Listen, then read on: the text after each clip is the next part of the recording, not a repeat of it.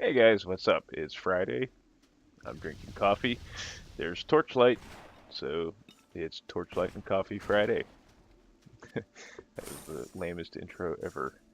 Anywho, yay! Hannibal's renewed for season 3, first and foremost, but instead of going through a couple things that went on this week that piqued my interest, Tuesday, my son was over after school. It was my day off, so we had a couple days together. And he wanted to go see Amazing Spider-Man 2. So we went and I took him to see it Tuesday. And honestly, the things I had read online and what I had heard from other people and stuff, like I really had low expectations going into it. And I don't know if that affected my general view on the film or not, but I really didn't think it was as terrible as everybody said it was. Um, First and foremost, I don't think it was any better than The Amazing Spider-Man, or really any worse than The Amazing Spider-Man. Um, I know everybody holds Sam Raimi's Spider-Man 2 as like this holy grail of Spider-Man films, but I didn't really like the Sam Raimi films, and mainly because I didn't like Tobey Maguire as Spider-Man. I didn't really like Kirsten Dunst either as Mary Jane. Uh, about the only thing I liked in Spider-Man 2, to be honest with you, is Alfred Molina as Doc Ock. But that's getting off point. The Amazing Spider-Man 2, I think, as a film, wasn't that bad. Because here's the thing, like, I didn't get bored. It was fun, you know. I mean, it wasn't like a complete like it wasn't like Spider-Man 3 where halfway through the film I'm like, oh my God, when's it gonna end? Uh, Andrew Garfield and Emma Stone have an incredible chemistry. I mean, well, obviously, because it works off screen too. But the Peter and Gwen scenes were probably by far my favorite interactions between any art incarnation of Peter Parker and whoever he was in his love interest. You know, those scenes were just so well done, and just the way the actors pulled off everything. And Andrew Garfield, the thing with Andrew Garfield and Emma Stone, both of those actors are people that are, for the most part, instantly likable because they're relatable, and they can do. They have these subtleties to them that they can convey things without being. They don't have to overact or anything like that. Their performances are largely believable. Uh, but I think in Jamie Foxx was I thought was good as Electro. I thought he was annoying as Max Dillon. They I don't know why he couldn't have just been like a normal dude. I don't know why they had to go the this route with this big. He's this giant nerd with the comb over and the gap in his incisors. As when he was Max Dillon, that was just stupid because it didn't make me care about that the things that were going on to him. Like I didn't give a shit about. And then they like give him this hand wave and very little explanation. Like it was like one or two lines of dialogue about them using this power grid that he designed. And Smythe was like, "No, you didn't design it." I mean, it was just real like, um,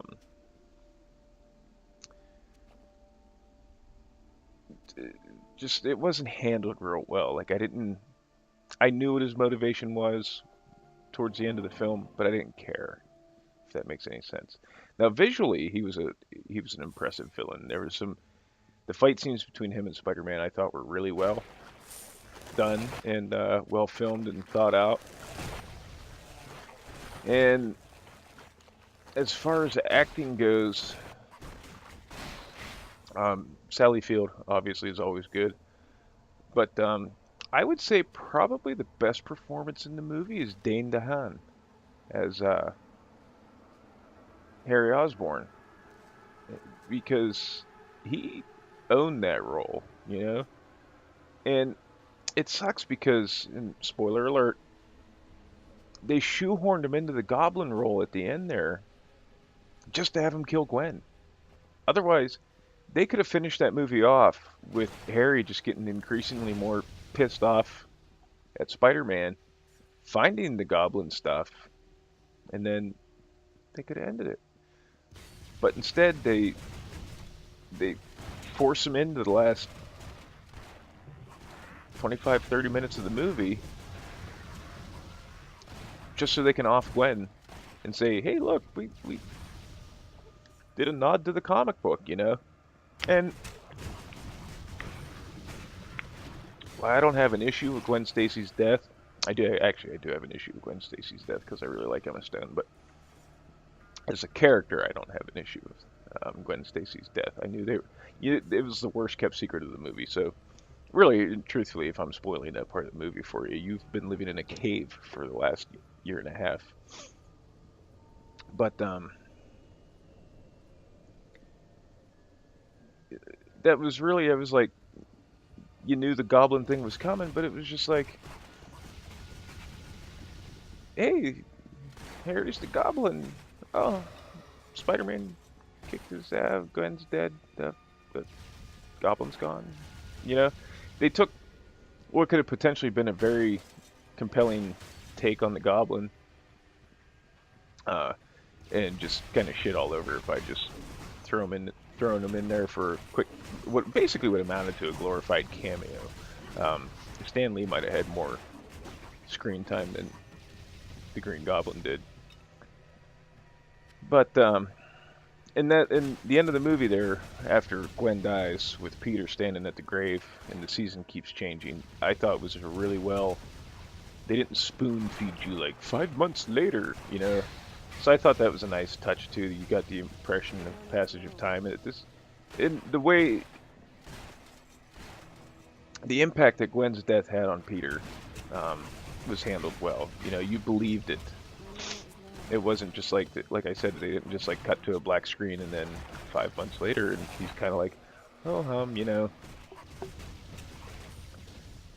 And that was probably the highlights of the movie. Now the downsides.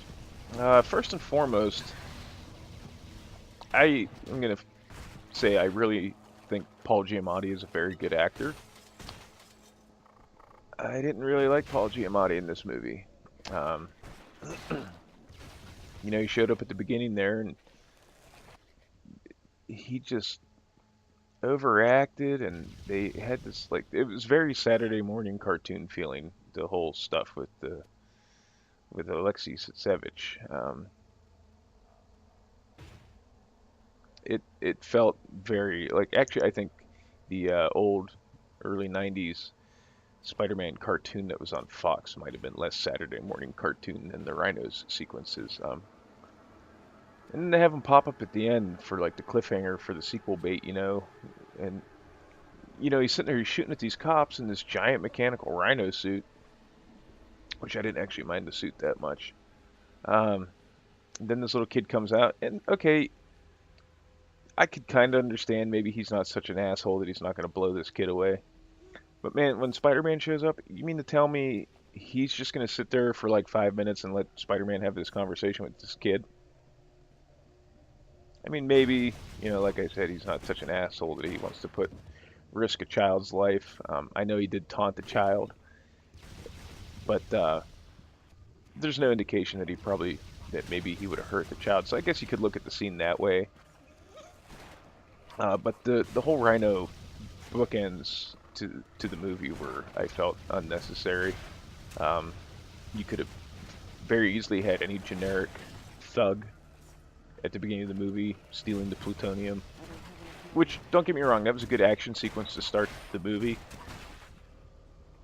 but they could have handled Savage better in that scene and the ending scenes.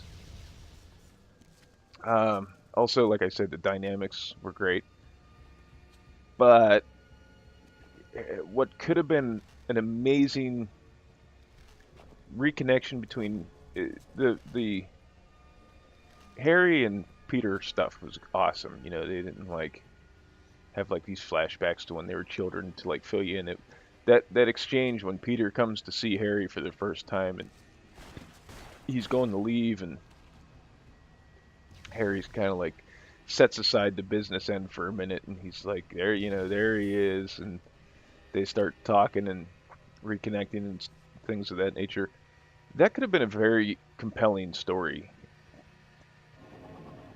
line that would have threaded in nicely with the Peter and MJ, or Peter and Emma, Gwen Stacy stuff. But it was kind of like it started off really good, and then once they reached the point in this story where he had to get mad at Peter and turn into the Goblin, it was just like, here he is. He's mad at Spider-Man, and he's the Goblin now. And it sucks because, like I said, Dane DeHaan did a very good job as Harry. I think he loads better than James Franco, but he was a victim of the plot, which a lot of this movie boils down to being the things that were done in this movie were victims of the plot. They tried to shove so much into this movie for I think it was like 2 hours and 20 minutes or something like that. And pacing was very bad too. Like the beginning of the movie, it was just like, I don't know if you can hear my fingers snapping, but I mean things were going, and then I don't want to say the middle of the movie was boring, but the second act plotted compared to the first and third acts of the film, which is fine because you have to get your exposition out, you have to set up certain things, and it was interesting, but their pacing's off. Then you had some like just some of the decisions they made, like the lame ass stereotypical mad German scientist that was studying Electro with his shitty ass German accent. And then now, and I see people are saying that this is an implication that this guy might be Doc Ock, which God, I hope not. But it the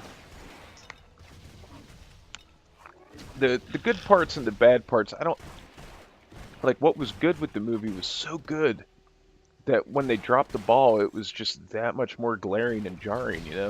And as I said, the biggest downfalls in the movie that I can see, or in my opinion, is one, the shoehorning of the Green Goblin into the end of the movie, and anything and everything that had to do with the Rhino.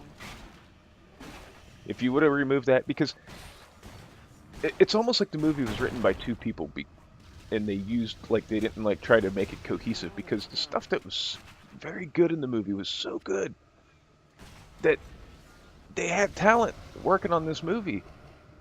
But the stuff that was so bad, it was like, it was like they had somebody they found somebody on the street, hey, we need somebody to touch up the script, and they were like, oh, here, put the Rhino in here, and he can do this and be the stereotypical Russian mobster guy in a tracksuit, and, I mean, but, and for a second movie I don't know how many they're making, 3 or 4 or whatever, for the second movie in a lineup like this, they shouldn't be making the same mistakes that the first film made.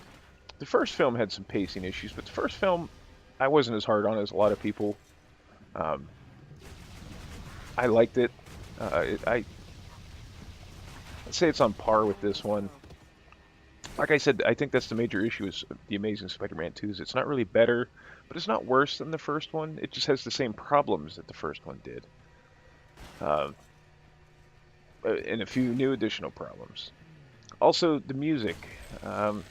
Some people, from what I've been seeing, I watched AMC has a YouTube channel. They were talking about the music, and they didn't know, like a couple people on there said that they didn't know that it was Hans Zimmer. And I was the total opposite. The first time, as soon as those guitars kicked in, I forget what point in the movie, but there was a background score and then some guitars kicked in. As soon as these guitars kicked in, I was like, I started thinking to myself, I wonder if Hans Zimmer scored this film. Because he has a very distinct style, first and foremost, but there's something with those guitars that he throws into some of his scoring. It's very, at least to, maybe because I'm a guitar player, it's recognizable to me. And because when I heard it, I'm like, oh, you hear it in the same trick in Modern Warfare 2, I think he scored. There's a couple other movies he scored where he used the guitars to the same effect, and it's like, and it comes across very quickly and very obviously as Hans Zimmer. Something they tried, and I'd have to watch the movie again to really come to a solid conclusion as to whether or not it worked. I will say it was a cool idea. Is when Jamie Foxx first awakens after the accident that turns him into Electro, he goes to Times Square, and they incorporated what would essentially be like his internal monologue into the score. Um, he's starting to freak out and he's all pissed because he thinks Spider-Man lied to him and stuff like that. And in the score, they actually have like a choir of people going like, "He lied to me," or something, and he used me, and it was neat because like at first I'm watching it and I'm like, is he thinking that?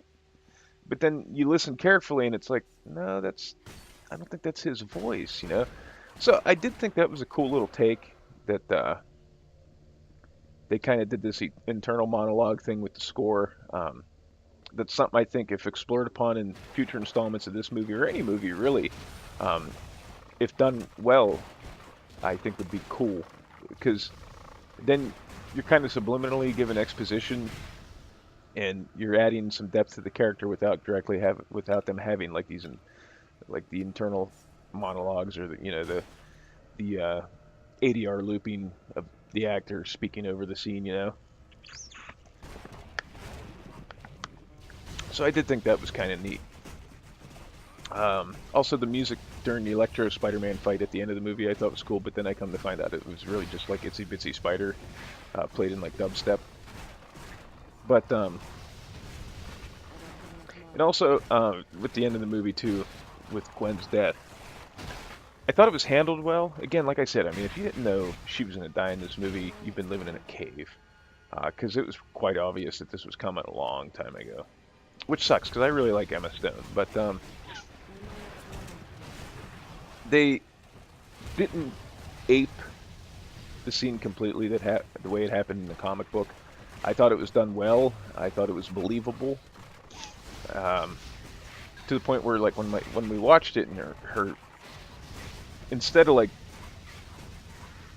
the momentum of him webbing her, jerking her, and breaking her neck, she essentially, what I gathered from it, it happens pretty quickly after the 5 minutes of slow-mo. He webs her, but I don't know if he was falling too, and I don't know if it was him falling that extra foot or two and coming to a stop, but like the web jerks and then she bounces off the ground, and that's the end of her.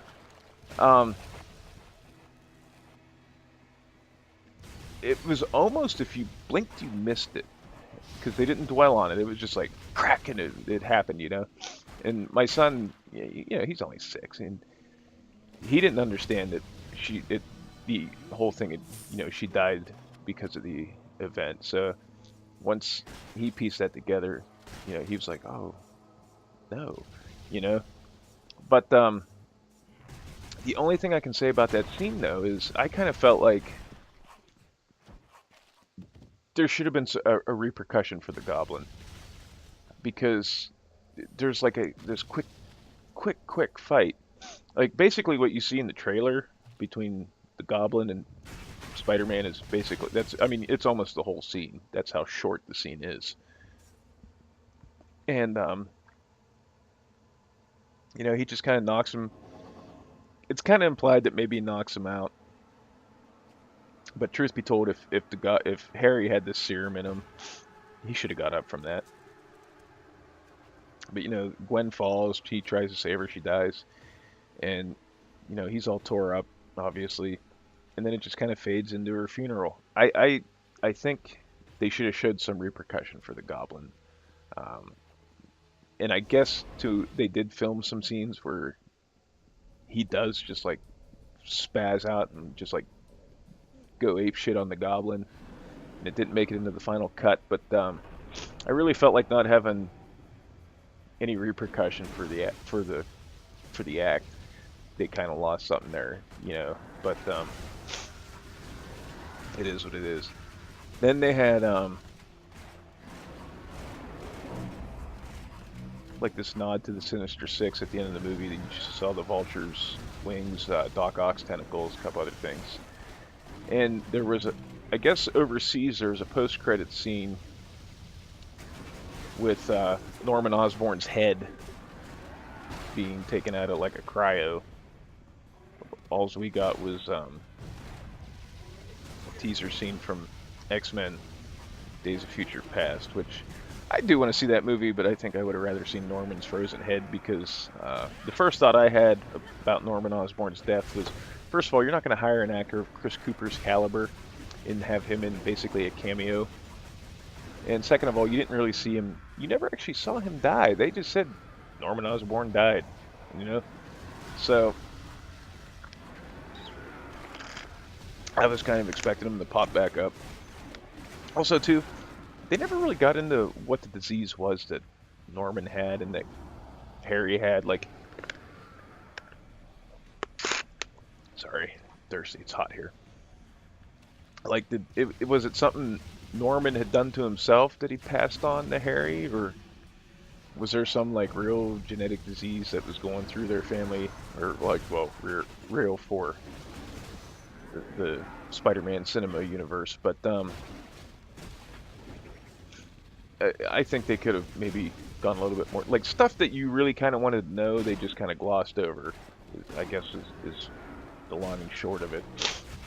And if they ever bring back J. Jonah Jameson, I really hope they bring back J.K. Simmons, because there's a part where Parker emails some photos to the Daily Bugle, and he's like, you know, Jonah, maybe you shouldn't go so hard on the Spider-Man. I think he's just trying to help people. And he gets back this message in capital letters. It just says wrong. And when I read that, I could just hear J.K. Simmons just being like, wrong, you know. And yeah, I guess he said he'd do it, you know, and that'd be a nice little nod to the Raimi films for the people that are fans of the Raimi films. But that if there was one person that returned, I'd like to see him.